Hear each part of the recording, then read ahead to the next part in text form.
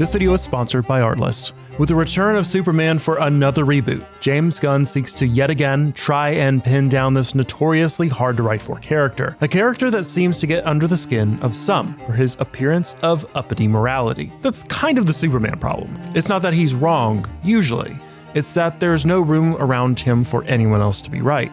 When a character never doubts themselves and can't really be challenged, it stops feeling like leadership and it starts feeling like control. Superman's supposed to be compassionate, but when at times he exhibits no vulnerability, hesitation, restraint, or actual humanness, he stops being a symbol of hope and just starts looking like an overpowered space cop with a god complex.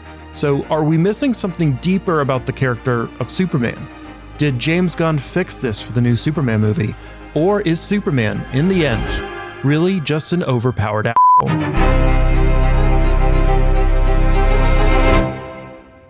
Superman is often written as this flawless moral compass, the guy who always does the right thing, no matter what. Combine that with his almost invincible nature, he starts to feel less like a hero and more like a lecture, like he's floating above everyone, judging us for not being as perfect as he is. Let's put our cards on the table here, General.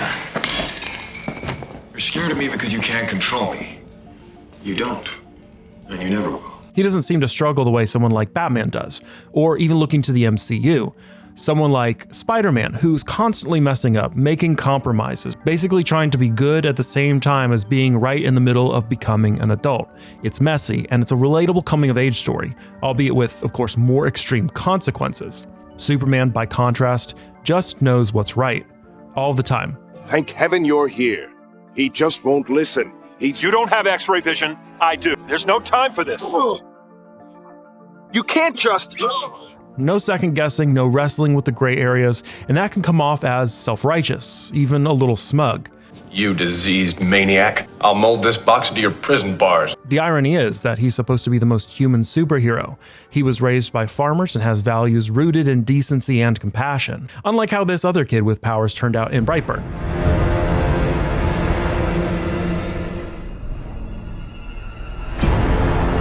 I mean, I guess at least Superman's not just straight up murdering people like in this example. But even though he's supposed to feel like the most human figure, he ends up feeling not very human. Because we don't always want someone to tell us what the right thing is.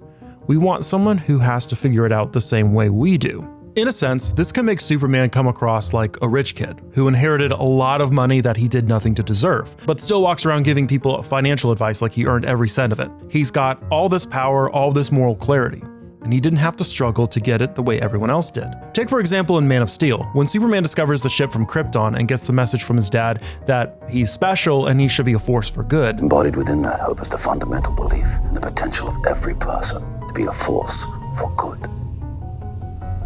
That's what you can bring them. So because Superman has all of this money, power, it means that he just automatically should don a suit and become a symbol of hope, and show the entire world what a force for good should look like, in his eyes, at least. In the movie, he just flies off without asking the question of, why should he be that symbol? Is it just because he has this power that no one else has? And sure, does he sort of answer this question later on in Superman vs. Batman, with the result of him emerging onto the scene and declaring himself a symbol of hope? Sure, but he kind of just gets annoyed with the coverage and also just leaves after the Senate hearing ends in an explosion.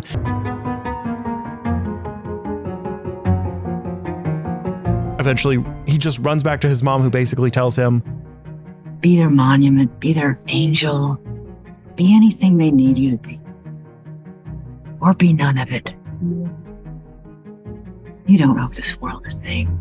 There are several other examples of Superman really just not thinking through the consequences of his power. In Superman Doomsday, instead of trying to take the fight somewhere else, Superman flies up into space, and then back down again before throwing his opponent into the middle of Metropolis, creating massive devastation. Of course, this is probably an example of just lazy writing to ensure that Lois would be there for his death scene. And yet in another example, we can look back to Superman 4, The Quest for Peace in 1987, where Superman unilaterally decides to rid the world of nuclear weapons. I can't stand idly by and watch us stumble into the madness of possible nuclear destruction. And so I've come to a decision. I'm going to do what our governments have been unwilling or unable to do.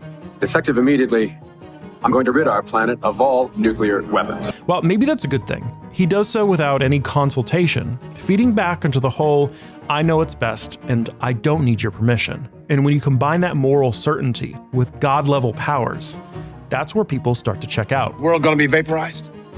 No, Luther. It's as it always was, on the brink, with good fighting evil. See you in 20.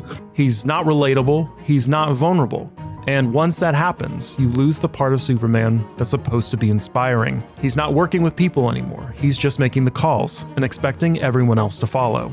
But you know what's inspiring? Our sponsor, Artlist Music. At least that's what a lot of you have been telling us in the comments. We've gotten a lot of requests to know where we get our music from, and it's pretty simple. I've been using Artlist for almost 8 years at this point. As a musician myself, I've always been drawn to their music over and over again because of how much it doesn't sound like your just general stock music. Usually does. It sounds like it was made by an actual musician or an artist. This really allows me to get creative with our edits. And also, one big time saver is their Artlist Library extension plugin that allows you to search, preview, and literally drag and drop assets right into your timeline. Many of you always ask how we are able to get this high quality content out so quickly.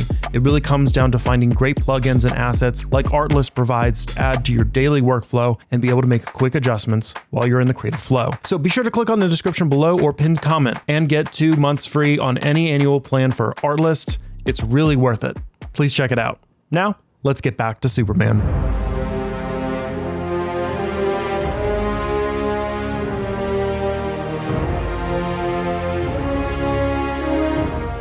But it's worth questioning. Do people sort of get distracted and turned off by Superman's power before they take the time to examine his character maybe a bit more? Is Superman always acting like a bit of an asshole with unrestrained power? Or are there other examples of him behaving in a more complex way, whether he ends up becoming a hero or a tyrant? Well, first we can take a look at Batman vs. Superman again, which plays with this a lot. Batman having become incredibly cynical over his long crime-fighting career, so much that he's even had to turn against his own code, Bruce becomes incredibly paranoid about Superman, seeing him as a dangerous god that needs to be treated as a threat, having nightmares about him imposing his power. The opening sequence where Bruce sees the destruction of Metropolis is the public's anxiety. It's the whole "who gave him permission to be God" question. Normally a powerful hero in his own right, he finds himself helplessly watching a battle in the skies, just trying to help those caught in the crossfire. Superman saves people, sure, but there's a real unease about how he does it, who gets hurt in the process, and what it means to be the one guy that decides what's right. This feeds into Bruce's paranoia, and despite normally being able to deduce the truth with ease, this fear leads him to being completely baited by Lex Luthor into a pointless fight, nearly getting Clark killed. During this fight, Superman tries to explain himself and shows restraint in the fight. Bruce, please. I was wrong. You have to listen to me. Even to the point of nearly allowing Batman to gain the upper hand. Keep down! If I wanted it, you'd be dead already. It's this restraint that is the key to a larger understanding of his character, as you'll see. On the flip side, Injustice shows what happens when Superman stops showing restraint. After the Joker kills Lois and nukes Metropolis, Clark snaps. His moral compass shatters and he takes over the world. I am calling an immediate, worldwide ceasefire. All hostilities will stop. Banning weapons, executing prisoners, and demanding total obedience. Heroes who don't fall in line arrested, killed, or turned into enforcers. He still thinks he's doing the right thing. But now he decides who lives, who dies, and what justice means, leaving Batman to lead a resistance against him. Superman isn't thinking straight. He needs to be stopped. In the Justice League cartoon series, it delves deeper into this concept. In an alternate world where Luthor becomes president and misuses his power, the League confronts him, and Superman hesitates. He regrets being held back by law, by the will of the people who elected Luthor. But Luthor has no such hesitation. He mocks the people for lacking vision and threatens to burn everything down, literally holding his finger over a button that could launch nukes. You could have crushed me any time you wanted, and it wasn't the law or the will of the people that stopped you. It was your ego. Being a hero was too important to you. You're as much responsible for this as I am. So go ahead, fix it somehow, put me on trial, lock me up, but I'll beat it. And then we'll start the whole thing all over again. And it works. Superman, unable to argue, realizes Luthor has a point, so he kills him. Batman and Wonder Woman show up, shocked, sure, but they don't stop him. They accept it and unite behind him. Hera. Well, it had to be done. And just like that, the League becomes a global regime. Are you okay? I'm great. Peace is kept, but through total control. Minor disturbances are crushed. Criminals are lobotomized to keep them docile, a fate maybe even worse than death. When Superman shifts from hero to tyrant, he's still guided by principle. It's just a matter of which ones. The Superman we usually know wants to protect people without imposing on them. He believes a little pain is the price of freedom. But the dictator Superman sees that price as too high, so he simply doesn't allow it. And all of this comes down to who's writing him. Well, I believe in truth.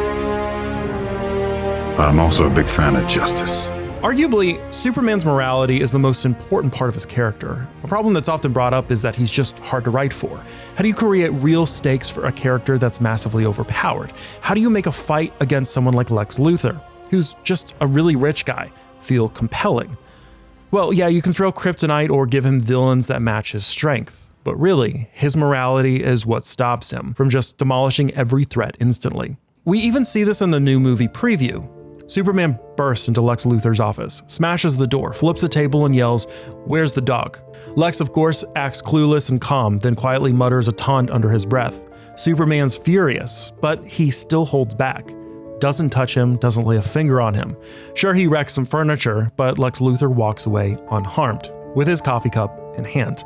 Righty, you get all of this. And that's the point. For all his power, Superman shows restraint. He wants to be loved, not feared. He tries to embody fairness, not just strength. And it would seem initially that James Gunn seems to understand that the heart of Superman isn't just his power. It's his empathy, his discomfort with that power, and the weight that he carries for even having it. For years, bad writing has boxed Superman into this untouchable, all-knowing role, a god with zero humanity. But Gunn's version isn't trying to escape that morality, it's leaning into it. You seemingly acting as a representative of the United States. I wasn't anybody except for me and doing good. I would question myself in the same situation and consider the consequence. People were going to die. Peter Safran and Gunn have described him as kindness in a world that thinks of kindness as old-fashioned.